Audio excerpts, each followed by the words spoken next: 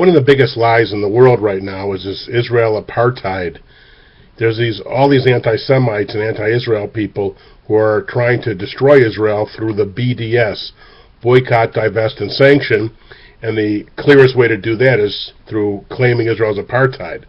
What is the cruel and amazing irony here is that Israel is the least apartheid country in the world, and it's surrounded by apartheid nations throughout the Muslim world.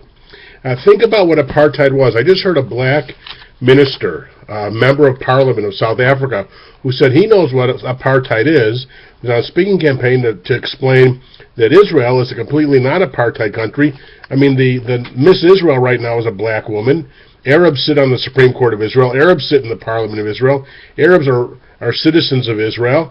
And yet they claim Israel is apartheid when the real apartheid exists in Muslim countries. First of all, in Muslim countries, women can be killed, and rape is oftentimes the woman is attacked for being raped. There's gender apartheid.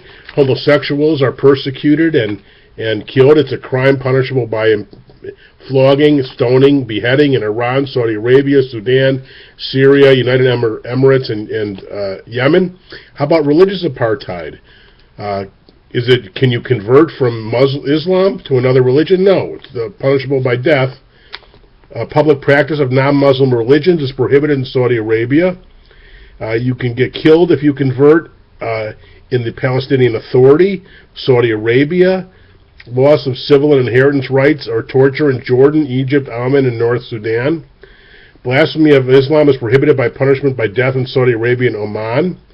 Proselytizing by non-Muslims is prohibited and persecuted in the Palestinian Authority, Saudi Arabia, Iran, Jordan.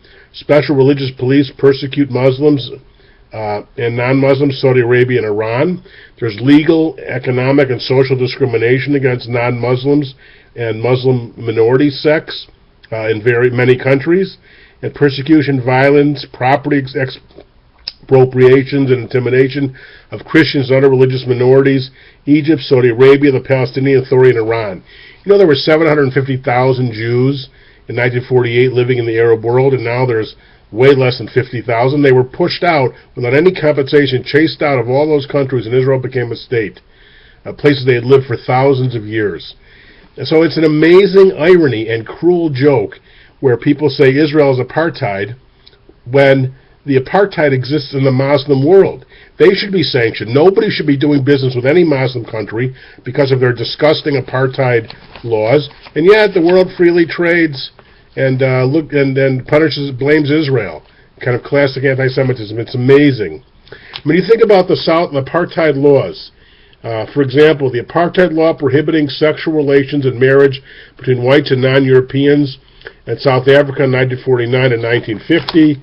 The laws called Separate Representations, the Voters Act in 1951, outlawing political parties, 1960. It's Israel's that's got Arabs in the Knesset. Are there any Jews in the parliaments of these Arab countries? Do Jews have a right to vote? Can Jews, in Jordan, if you sell property to a Jew, it's punishable by death. I mean, law after law after law is apartheid in the Muslim world, and yet people call Israel apartheid. It's for anybody who's interested in the truth and interested in facts. I mean, I know most of the world's not interested in facts. They just want to attack Jews in Israel. And they make up all these lies. He said that the people that are behind these apartheid weeks on college campuses in South Africa are not natives. They're people from outside, the Muslims that are flooding into these countries, stirring up trouble. And then he said, of course, they're bringing in huge amounts of money and paying off all kinds of people. So a lot of people in their hearts may not be anti-Israel, but there are all these economic reasons to be paid off to violate the truth. Israel is the one country in the Middle East which is democracy, where Arabs are free, where women are free, where gays are free, where people can practice their own religion freely. American soldiers, when they're stationed in an Arab country, have to hide their Bibles and Christian prayer books because it's an offense to a lot of Muslims to see that. It's just an amazing thing. I'm not saying all Muslims are like this, but in a lot of these countries, these are the laws, apartheid laws in the Muslim world.